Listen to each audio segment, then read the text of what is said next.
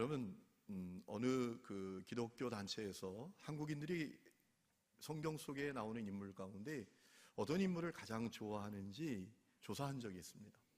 누구였을까요? 야곱이었습니다. 야곱.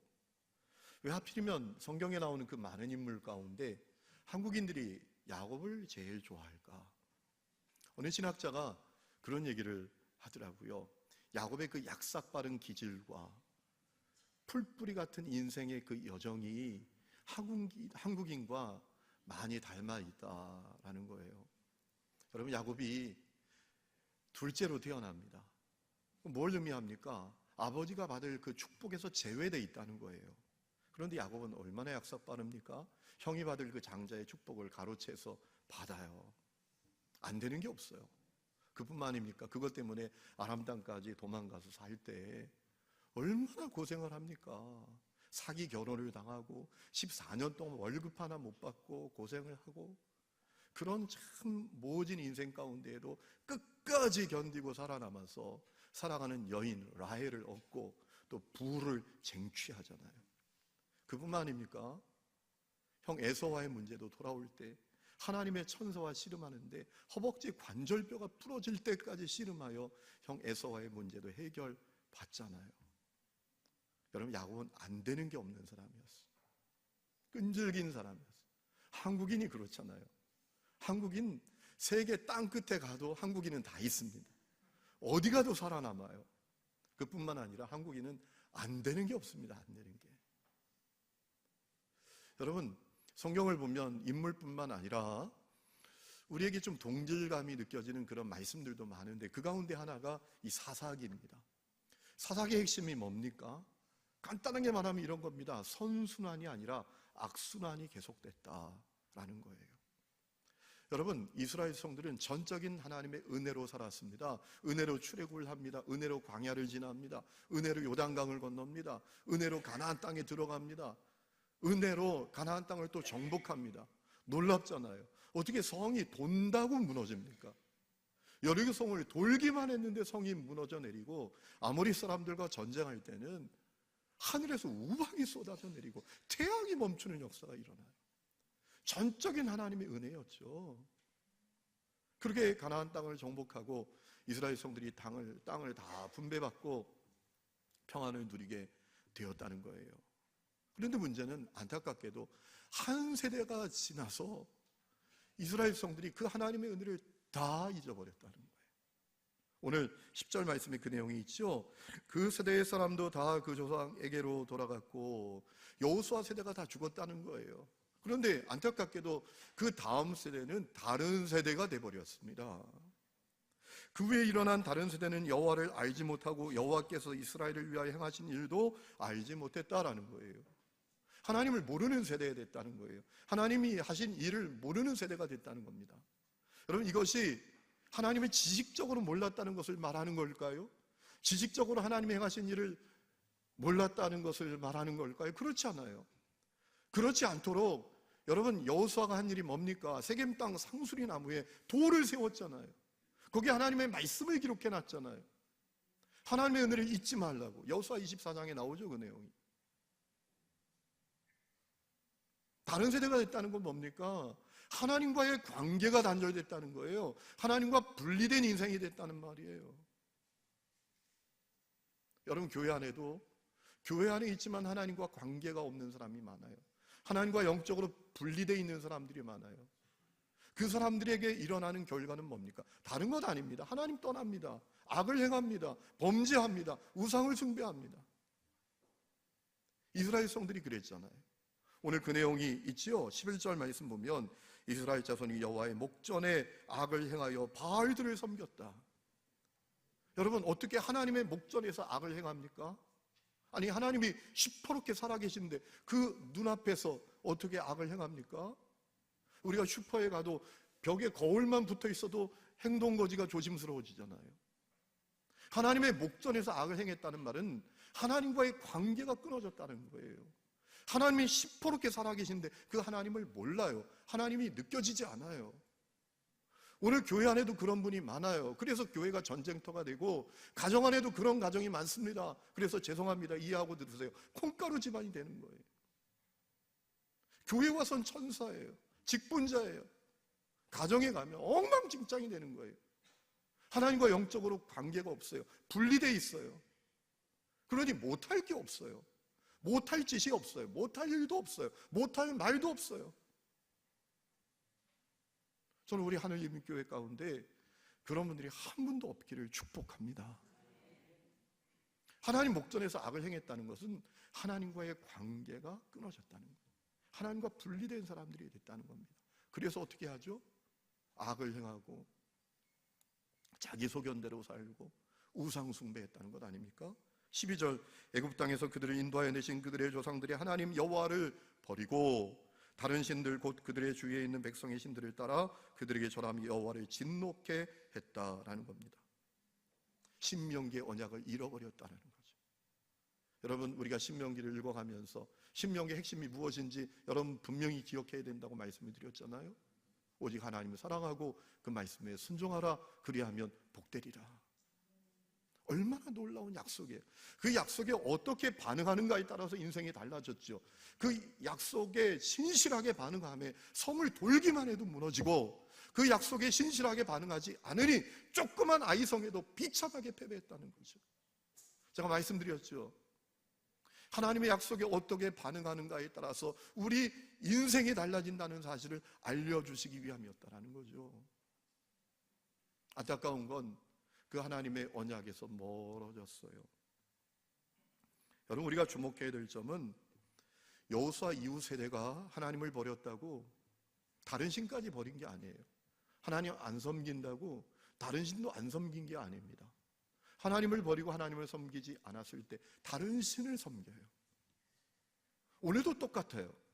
여러분, 우리 주위에 있는 사람들이 하나님을 모르죠. 하나님을 섬기지 않죠. 그렇다고 그들이 다른 신까지 안 섬기는 게 아닙니다. 헛된 신을 섬깁니다. 자기들을 멸망하게 만들고 자기 인생을 허무로 만들 신을 섬깁니다. 그래서 우리가 동행 플러스를 하는 거예요. 십자가 복음을 전하자는 거예요. 참신을 그들에게 만나게 해주자는 거예요. 여러분, 이 여호수아 다음 세대가 하나님 버리고 다른 신들을 섬기고 악을 행한 그 결과는 무엇입니까? 불보듯 뻔합니다. 비참한 현실이에요. 고통스러운 현실입니다. 그 내용을 오늘 이 사사기는 우리에게 알려주고 있습니다. 14절 말씀 보세요. 여호와께서 이스라엘에게 진노하사 노략하는 자의 손에 넘겨주사 그들이 노략을 당하게 하시고 또 주위에 있는 모든 대적의 손에 팔아 넘기심에 그들이 다시는 대적을 당하지 못하였으며 그들이 어디로 가든지 여호와의 손이 그들에게 재앙을 내리셨다. 얼마나 비참한 말씀이에요. 어디로 가든지 승리해야죠. 어디로 가든지 형통해야죠. 그런데 반대입니다. 반대. 어디로 가든지 재앙이에요. 대적자, 노략자의 손에 하나님이 넘겨버리셨어요. 당황스럽다고 생각할 수 있어요. 어떻게 사랑의 하나님이 그렇게 하실 수 있나? 여러분, 하나님은 사랑의 하나님인 동시에 공의의 하나님이십니다. 하나님께서 하나님 버리고 하나님 떠나고 하나님과 분리되면 비참해질 거라고 한두 번 말씀하셨습니까? 여호수아도 신신당부했잖아요. 그렇게 하면 안 된다고. 여호수아 24장 보면 여호수아가 고별 설교합니다. 나는 오직 하나님만 섬길 건데 너희들은 어떻게 할 거냐? 나와 내 집은 오직 하나님만 섬길 건데 너희들은 어떻게 할 거냐? 너희들이 섬길 자를 택하라 라고 했을 때 이스라엘 백성들이 뭐라 합니까? 우리도 하나님 잘 섬긴다고. 그런데 참 신기하게 여호수아는 그 얘기를 못 들은 것처럼 반응합니다. 그 대답을 이해하지 못하는 것처럼 말합니다. 뭐라고 말했는가 하면 이렇게 얘기해요. 너희가 여호와를 능히 섬기지 못할 것이다. 그는 거룩하신 하나님이시고 질투하는 하나님이시니 너희의 잘못과 죄들을 사하지 아니하실 것이다. 아니, 이런 얘기를 합니다. 하나님 잘 섬긴다 그랬는데 너희 하나님 못 섬긴다. 왜 그렇게 얘기한 거예요? 건성으로 대답하면 안 된다는 겁니다. 진지하게 반응해야 된다는 거예요. 오직 하나님 섬겨야 된다고 신신당부하는 겁니다. 왜 그렇습니까? 그렇게 하지 못할 그 대가가 너무나 뼈아프다는 사실을 여호수아는 알았기 때문에. 그래서 여호수아 24장 20절에 보면 여호사가 뭐라 했습니까? 만일 너희가 여호와를 버리고 이방신들을 섬기면 너희에게 복을 내리신 후에라도 돌이켜 너희에게 재앙을 내리시고 너희를 멸하실 것이다.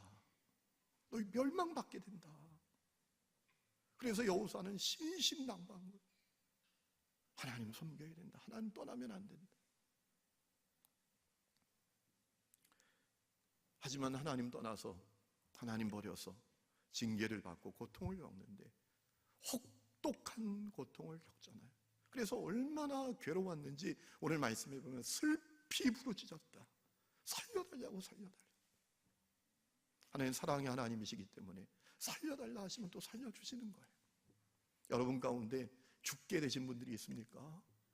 여기 나와서 살려달라고 부르짖으시기를 주의 이름으로 축원합니다. 하나님께서 사사들을 보내주셔요. 그들의 문제를 풀어주십니다. 구원해 주십니다. 해방을 주십니다. 그런데 문제는 그때뿐인 거예요. 문제가 해결되면, 평안해지면 또 다른 세대가 되는 거예요. 자기들에게 보내신 사사가 떠나면 또 과거로 돌아가는 거예요. 또 하나님 버리는 거예요. 오늘 그 내용을 말하죠. 19절, 그 사사가 죽은 후에는 그들이 돌이켜 그들의 조상들보다 더욱 타락하여 다른 신들을 따라 섬기며 그들에게 절하고 그들의 행위와 패역한 길을 그치지 아니했다. 악순환을 반복했다. 문제가 찾아와요. 살려달라고 부르짖어요. 사사들을 보내주셔요. 살려주셔요. 그러면 마음이 또 바뀌어요. 하나님 떠나요. 그러면 또 부르짖어요. 그러면 또 살려주셔요. 그러면 또 다른 세대가 돼요. 이 악순환을 반복했다는 거예요.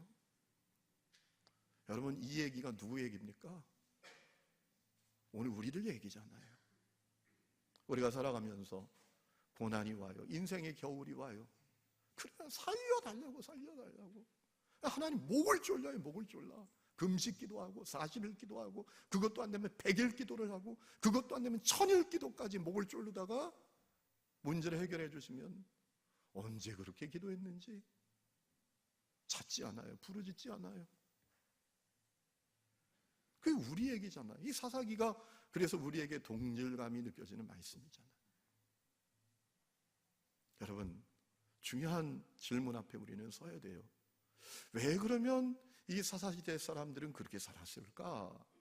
라는 거죠. 그게 중요하잖아요. 거기에 대한 답을 얻어야 되잖아요. 왜 사사시대의 사람들은 그 악순환을 반복했을까? 그 이유는 뭘까? 제가 이 문제를 가지고 한 주간 동안 주님 앞에 씨름할 때 3가지 답을 저에게 주셨어요. 첫 번째, 인간은 할 수 없는 죄인이기 때문이라는 거예요. 여러분, 지난주 제가 말씀을 큐티하다가 중요한 사실 하나를 마음에 갖게 됐어요. 역사는 과거 세대의 단순한 기록이 아니라 과거 세대가 선택한 결과라는 거예요. 그게 역사라는 거죠. 그래서 선택 잘하면서 살아야 되죠. 우리가 순간순간 매일매일 선택 앞에 섭니다. 선택 잘해야 한다는 거죠. 그 선택이 우리 인생이 되고 역사가 된다는 거예요. 여러분, 사람에게 가장 중요한 선택은 뭡니까? 사람에게 가장 우선되는 선택은 무엇입니까? 하나님 찾는 거예요. 하나님을 부르는 거예요. 하나님을 경외하는 것입니다. 그런데 문제는 인간이 하나님을 찾고 하나님을 경외하는 그 선택을 할 수 있는 능력이 없는 거예요.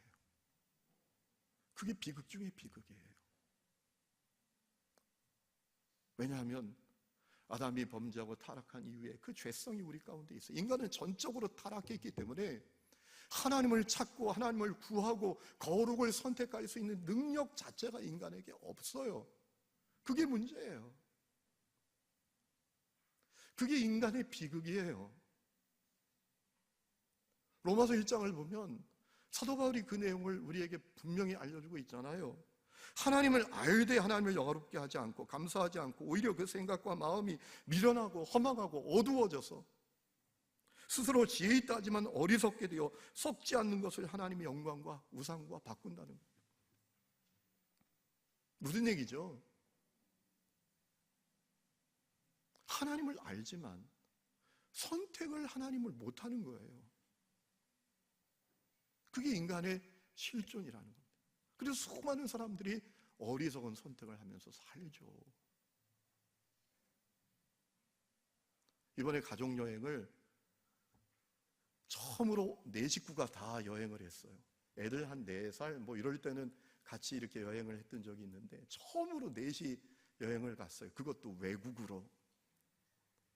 베트남을 갔다 왔어요. 베트남 일주를 했습니다. 저 북쪽 하노이부터 중부, 남부까지 쫙 배낭여행을 저희들이 했어요. 베트남을 다 섭렵하고 왔어요. 땅을 다 밟고 왔습니다. 하늘 이음의 이름으로. 여러분 시험 들지 마세요. 나는 열심히 일했는데 저 목사는 그냥 베트남 해외여행이나 하고 자빠졌네. 그래서 시험에 빠지지 마세요. 처음이에요, 처음. 아이들도 너무 좋아하더라고요. 아이들이 메콩강에 가보고 싶다라고 해서 현지 여행사를 찾아가서 메콩강 투어 프로그램이 있느냐 했더니 있대요. 1일 투어하는데 1인당 10,000원이에요. 와, 갈 때 2시간, 올 때 2시간 버스 태워줘, 밥 줘, 그리고 간식 줘, 과일 줘, 구경시켜줘, 배 태워줘, 쪼랑말도 태워줘. 그런데 10,000원. 이야, 정말 가고 싶으면 저한테 오세요. 제가 그 여행사 정보를 알려드릴 테니까요.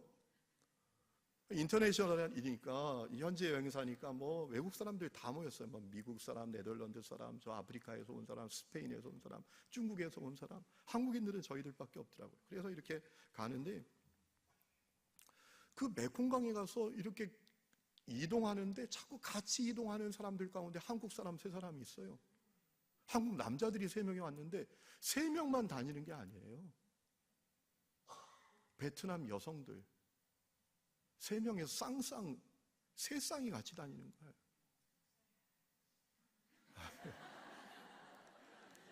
참 세상에. 제가 정말 그 한숨이 나왔다니까요. 그분들의 연령이 참 이렇게 집중을 잘할 수가 있네. 그분들의 연령이 65세는 훨씬 넘어 보이시더라고요. 그 여자 아이들이 손녀 중에도 손녀뻘 되는 아이들, 손잡고 어깨 동무하고 가슴 만지고. 베트남 사람들이 보면 뭐라 하겠어요. 저 어글리 코리안들 말이에요. 제가 한국 사람이라는 게 너무 부끄러웠어요. 좀 다른 데 가면 좋겠는데 같이 다른 여행사 통해서 왔나 봐요. 같이 계속 가는 거야. 여기 있는 여성 여러분, 남편들이 베트남 간다 그러면 절대 못 가요. 창피한 줄을 몰라요. 부끄러운 줄을 몰라요. 부끄러운 줄을 몰라요. 신문에서 보던 걸 현실로 봤어요, 제가. 부끄러움을 모르더라고요. 그러니 밤에는 무슨 짓 하겠어요, 또 가서.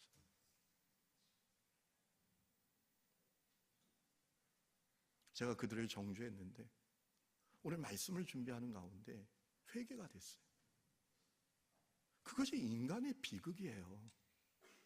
여러분, 인간은 하나님을 선택하고 거룩을 선택하고 의를 선택하고 그 능력이 없어요. 전적으로 타락하여 그 능력을 잃어버렸어요.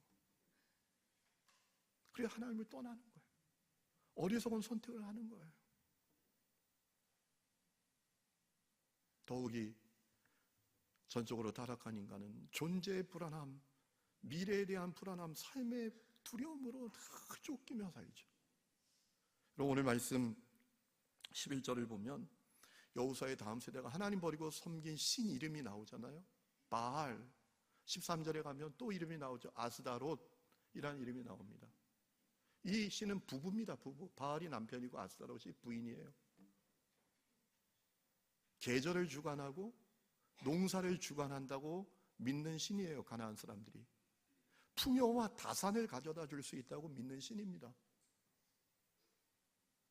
이 전적으로 타락한 여호수아의 다음 세대가 하나님을 떠났지만 존재에 대한 불안함, 미래에 대한 불안함이 가득한 거예요. 그리고 눈에 보이는 그 바알과 아스타롯에 넘어간 거죠. 그게 인간이에요. 오늘 우리도 그렇게 살잖아요. 왜 여호수아의 다음 세대가 그 악순환을 반복했는가? 전적으로 타락한 할 수 없는 죄인이기 때문에 그랬던 거죠. 두 번째 이유가 있어요.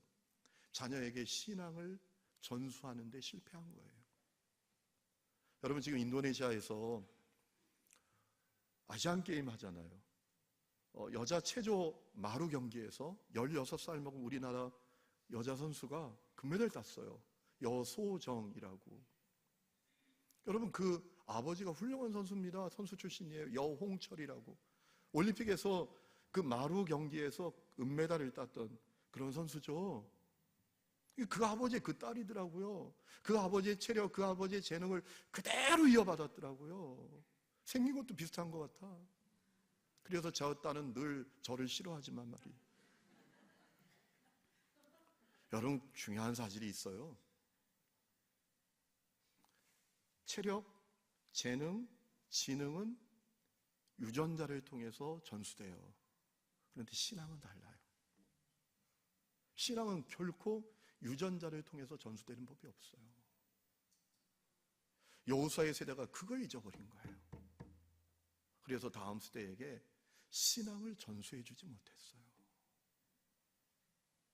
그래서 악순환을 반복하던 세대가 되고 버린 거죠. 여러분은 어떻습니까? 여러분, 신앙은 유전자를 통해서 전수되지 않아요. 그래서 가정예배도 세워야 되는 거예요. 여러분, 가정예배 제발 세우세요. 가정예배 세우는 것은 여러분 가정이 사는 겁니다. 여러분, 어머니가 아버지가 예배를 인도해야 합니다. 가정에서. 그러면 자녀들이 엄마 아버지 모습을 다 아는데 형편없는 그 엄마 아버지의 모습, 예배 인도자를 인정하겠어요? 너나 잘하라 라고 하죠. 속으로는. 어떻게 그렇게 이중적이야? 교회에서는 그렇게 거룩한데 삶에서는 너무나 세속적이고. 자녀들이 다 알죠. 그래서 가정예배 드리려면 어떻게 합니까? 엄마 아빠가 하나님을 두려워하며 살아야죠. 하나님 앞에서 살아야죠. 그렇기 때문에 가정예배가 시작되면 가정이 사는 역사가 일어나는 거예요. 우리의 신앙이 유전자를 통해서 이어지는 게 아니라 그 예배를 통해서 내 자녀에게 그 신앙이 전수되는 거예요. 세 번째는 왜 그 악순환을 반복했는가? 그들에게 주어진 구원자가 너무나 제한적이었기 때문이라는 거죠. 모세가 대단한 구원자잖아요. 그들을 애굽에서 구출해내잖아요. 광야길을 인도해 가잖아요. 그런데 제한적입니다. 그도 죽어요. 떠나요. 여호수아도 마찬가지입니다. 사사도 마찬가지입니다. 사사를 통해서 구원이 임합니다. 해방이 임합니다. 그런데 그 사사가 영원히 함께하지 못해요. 금방 떠납니다. 죽어요. 너무나 제한적이에요. 그리고 모세, 여호수아, 사사들의 공통점이 있어요. 그들은 사람의 마음과 존재를 못 바꿔요. 사람의 마음과 존재가 바뀌어야 악순환이 끝나죠. 문제는 풀어줄 수 있어요. 상황은 조금 바꿔줄 수 있어요. 잠시 동안의 평안도 줄 수 있어요. 그런데 사람의 존재는 못 바꿔내요. 사람의 마음은 못 바꿔내요, 그들이. 그래서 모세가 혈기 부리다가 가나안 땅에 못 들어간 거잖아요. 이스라엘 백성들이 너무나 답답해서 반성을 향하여 명령만 해야 되는데 물이 없다고 불평하는 그 모습을 보면서 답답해서 속상해서 그 반석을 꽝꽝 내리치다가 혈기 부리다가 하나님이 너 못 간다 라고 하셨던 거잖아요. 마음이 안 바뀌는구나, 이 백성이. 너무나 답답해했잖아요. 모세도 여호수아도 사사들도 마음과 사람 존재는 못 바꾸는 거예요. 그래서 이 여호수아 다음 세대가 신앙의 그 악순환, 삶의 그 악순환을 반복하며 살았던 것이죠. 그리고 고통스럽게 살았던 거죠. 비참하게 살았던 것이죠. 문제는 그 역사가 성경에서만 끝난 게 아니라 오늘도 계속되고 있고 지금도 수많은 사람들이 그 악순환의 역사를 반복하면서 고통을 반복하고 있다는 거예요. 그런데 우리는 절망할 것 없습니다. 낙심할 것 없습니다. 왜냐하면 우리는 우리를 완전히 구원해 줄 구원자가 있기 때문에 그래요. 우리의 존재를 바꾸고 우리의 마음을 바꿀 구원자가 있기 때문입니다. 그분은 바로 주 예수 그리스도이십니다. 우리에게 예수님이 계세요. 여러분, 하나님을 떠나 범죄하고 타락한 인간은 죄인이 되죠. 그리고 그 죄인은 반드시 죄값을 치릅니다. 그것은 불변의 영적인 법칙이에요. 하나님 떠나고 범죄하고 타락하면 죄인이 되고요, 죄인은 죄값을 받게 되어 있습니다. 그건 변하지 않는 법칙이에요. 죄인이 받는 죄값은 무엇입니까? 모든 고통이에요. 두려움, 염려, 불안, 근심, 걱정, 평안이 없음, 만족함이 없음, 육체와 마음의 질병, 끊어지지 않는 저주, 실패, 고통, 죽음, 형벌, 사단에 매여서 종으로 사는 것, 그것이 죄인이 받는 죄값이에요. 중요한 사실은 이 문제는 누구도 해결을 못해요. 나도 해결 못하고 이 땅에 어떤 지식인도 성자도 위인도 해결을 못합니다. 그래서 예수님이 이 땅에 오셨어요. 하나님이지 예수님이 이 땅에 사람으로 오셔서 십자가에 매달린 대속제물이 되셨어요. 십자가에서 보혈의 피를 다 쏟으셨어요. 왜냐하면 그 보혈의 피로 인간의 죄를 다 씻어내실 수 있기 때문인 것이죠. 대속제물이에요. 그분이 우리의 죄를 다 맡으셨어요. 우리의 죄를 그분이 다 맡으셨어요. 우리의 죄를 그분에게 다 전가했어요. 그래서 예수를 그리스도로 고백하는 사람은 죄인이 아니라 의인이 됩니다. 그리고 그에게 구원이 임합니다. 그에게 임하는 구원은 뭐냐? 여러분, 이거 똑바로 하셔야 돼요. 죄인 되어 받는 죄값으로부터 해방된다는 거예요. 죄인 되어 받는 죄값으로부터 자유케 된다는 거예요. 예수를 그리스도를 믿으면 그래서 마음에 평안이 찾아오고 기쁨이 찾아오고 치유가 찾아오고 승리가 찾아오고 풍성이 찾아오고 영생이 찾아오는 줄로 믿습니다. 여러분, 성경이 그것을 우리에게 분명히 증언하고 있죠. 요한복음 3장 16절, 하나님이 세상을 이처럼 사랑하사 독생자를 주셨으니 이는 저를 믿는 자마다 멸망치 않고 영생을 얻게 하려 하심이니라. 17절 말씀이 더 중요해요. 하나님이 그 아들을 세상에 보내신 것은 세상을 심판하려 하심이 아니고 그로 말미암아 구원을 받게 하려 하십니다. 하나님은 예수님을 통해서 우리가 다 구원받기를 원하는데 그 구원이 뭐냐? 여러분 잘 이해하셔야 돼요. 죄인이 되어서 받는 그 죄값으로부터 구원되는 거예요. 우리가 예수를 만나면 죄사함을 받고 의인이 됩니다. 그래서 죄인이 받는 죄값이 우리에게 완전히 사라지는 거예요. 할렐루야! 이것이 구원이에요. 그 구원이 예수님을 통해서 우리에게 주어진다는 거예요. 갈라디아서 3장에도 그리스도께서 우리를 위하여 저주를 받은 바 되사 율법의 저주에서 우리를 속량하셨다. 예수님께서 누가복음 4장에 보면 나사렛 회당에 가셔서 이사야의 말씀을 펴서서 읽으셨는데 어디를 펴서 읽으셨습니까? 이사야 61장 1절부터 나오는 말씀이죠. 주 여호와의 영이 내게 내리셨으니 이는 여호와께서 내게 기름을 부으사 가난한 자에게 아름다운 소식을 전하게 하려 하심이라. 나를 보내어 마음이 상한 자를 고치고 포로된 자에게 자유를, 갇힌 자에게 노임을 선포하도록 나를 보내셨다. 예수님을 통해서 그 역사가 우리에게 일어날 것을 말씀하신 거예요. 그렇기 때문에 십자가 복음을 믿는 우리들이 해야 될 일이 있어요. 그저 십자가의 복음을 관점교리, 지식덩어리로 받아들이지 말고 실제로 믿고 우리의 입술로 선포해야 한단 말입니다. 예수의 복음을, 십자가의 복음을 믿고 내 입술로 선포해야 한다는 것입니다. 나는 예수님 때문에 승리한다. 나는 예수님 때문에 해방되었다. 나는 예수님 때문에 자유하다. 나는 예수님 때문에 건강하다. 나는 예수님 때문에 형통할 것이다. 나는 예수님 때문에 풍성할 것이다. 할렐루야. 순간순간 매일매일 우리의 입술로 선포하며 살아야 된다는 거예요. 그러면 임해요. 구원이 임합니다. 왜냐하면 이미 구원이 우리에게 임했기 때문에 그래요. 여러분, 만약에 내가 억지로 그렇게 하려면 그건 복음이 아니잖아요. 내가 자유하려고, 해방되려고, 치유받으려고, 형통하려고, 승리하려고 애써서 그것이 우리에게 주어지는 것이라면 그건 복음이 아니죠. 예수님을 통해서 우리의 모든 죄인 되어서 받게 되는 죄값이 사라졌어요. 구원이 우리에게 임했습니다. 그러므로 우리는 그것을 믿고 선포만 하면 되는 거예요. 할렐루야. 선포하며 사시기를 축복합니다. 믿고 선포하며 사시기를 축복합니다. 믿고 선포하며 사시기를 축복합니다. 애쓰지 마세요. 애쓰지 마세요. 자유하려고, 해방되려고, 평안하려고 애쓰지 마세요. 아니, 구원이 임했잖아요. 내가 예수를 믿으면 구원의 사건이 나에게 임하는 거예요. 내가 애쓰면 그건 복음이 아니에요.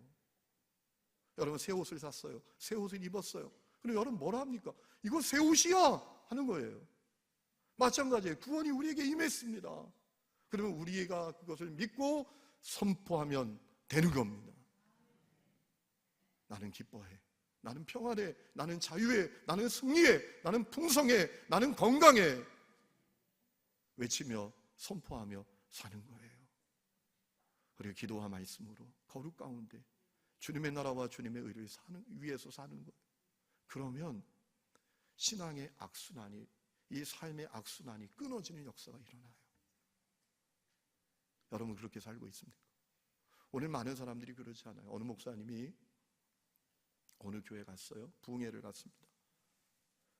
보통 이제 부흥 강사 목사님들이 가시면 숙소를 밖에 있는 어떤 호텔이나 이런 데 얻어주시죠. 왜냐하면 누구도 의식하지 않고 그냥 편안하게 지낼 수 있으니까요. 그런데 그 교회 담임 목사님이 부흥 강사 목사님께 부탁을 하더래요. 우리 교회 권사님 가정이 목사님을 집에 모신다고 그렇게 집을 단장하고 그냥 정성껏 준비해놨는데 목사님 불편하시더라도 그 집에 가 계시면 안 되겠느냐고, 정 안 되면 하루 이틀만이라도 좀 거기 가서 지내시면 안 되겠느냐고 뭐 그렇게 말씀하시는데 어떻게 해요? 그래서 이 부흥 강사 목사님이 그 권사님 가정에 갔어요. 지내는데 뭔가 이상해. 뭐가 이상한가 하면 집이 깨끗해도 너무 깨끗해. 먼지 하나도 없어. 파리가 만일 있다면 앉다가 그냥 자빠질 것처럼 얼마나 깨끗한지. 자기가 화장실에 딱 들어갔다 나오면 금방 그 주인 권사님이 들어가는 소리가 들리대요. 가서 또 막 청소하는 거예요. 나중에는 숨이 턱턱 막혀오기 시작하는 거예요. 집회 끝나고 방에 들어갔더니 침대에 이불이 하나도 없어.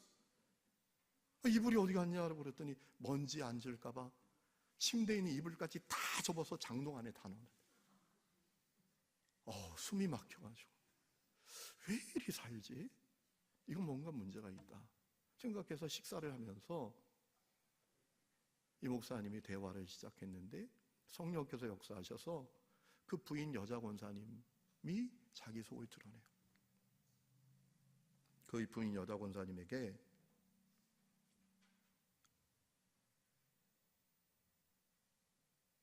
묶임이 있었어요. 성적 범죄로 말미암은 결벽증이었던 거예요. 사춘기 때 사촌 오빠 불장난을 했어요. 그것이 자기를 괴롭히는 거예요. 그것이 자기를 수치스럽게 하고 나는 부정한 여자다. 나는 더럽다. 내 남편도 하나님도 나를 용서하지 않는다. 나는 더러운 여자다. 그래서 마음의 묶임을 가지고 그렇게 자기를 닦고 온 집안을 계속 쓸고 닦고 들고 닦고 나는 부정하니까. 목사님 교회를 듣고 복음을 전하셨대요. 예수 십자가 보혈은 완전한 보혈이다. 당신의 그 부정한 죄까지도 다 씻어낸 보혈이다. 주님께서 당신의 죄를 가져가시고 의를 주셨다. 이전 것은 지나갔다. 그것은 생각하지도 말라 했다. 예수 십자가 보혈로 말미암아 당신에게 구원이 임했다. 의가 임했다. 자유가 임했다. 그것을 믿으라. 하나님이 의롭다 하신 것을 더럽다고 하지 말라. 복음을 전했을 때 그 권사님이 권사가 되어서도 신앙생활 행복하지 않았어요. 평생 묶임으로 살았어요. 근데 그날 진정한 구원이 그에게 일어난 거예요. 마음의 자유가 찾아오고 감사의 눈물이 흘러나오고 십자가 복음이 자기에게 실제가 되는 사건이 그에게 일어났다라는 것이죠. 여러분, 우리가 받은 최고의 선물은 예수 그리스도이십니다. 예수님은 인간의 마음과 존재를 근본적으로 바꿔내실 수 있는 분이십니다. 복음의 진리로 우리에게 자유를 주시는 분이십니다. 여러분, 그 예수 그리스도를 만나셨습니까? 오늘 예수님은 여러분의 그리스도가 맞으십니까? 여러분, 그저 바리새적인 종교인 우리가 그 모습으로 평생 신앙생활하는 건 너무나 억울합니다. 왜? 십자가 복음은 너무나 놀랍고 그 복음으로 말미암아 구원이 우리에게 임했는데 그 구원을 누리지 못하고 안타까움으로 묶임으로 살아간다면 얼마나 참으로 안타까운 거예요. 우리에게도 다 예수님이 필요합니다. 오늘 예수님을 만나는 역사가 여러분 가운데 있기를 주의 이름으로 축원합니다. 그리고 진정한 자유와 해방이 여러분 가운데 찾아오는 역사가 있기를 원합니다. 여러분, 복음의 그 놀라운 진리를 믿고 선포하며 사십시오. 나는 예수님 때문에 자유하다. 나는 예수님 때문에 승리한다. 나는 예수님 때문에 기뻐한다. 나는 예수님 때문에 형통한다. 나는 예수님 때문에 치유받을 것이다. 나는 예수님 때문에 승리할 것이다. 이미 주님이 십자가 사건으로 이루어 놓으신 그 놀라운 사건을 여러분 받아들이세요. 누리십시오. 그때 여러분 삶에 기적이 일어납니다. 해방의 역사가 일어납니다. 그 놀라운 역사가 여러분 가운데 지금부터 영원까지 계속되기를 주의 이름으로 축원합니다.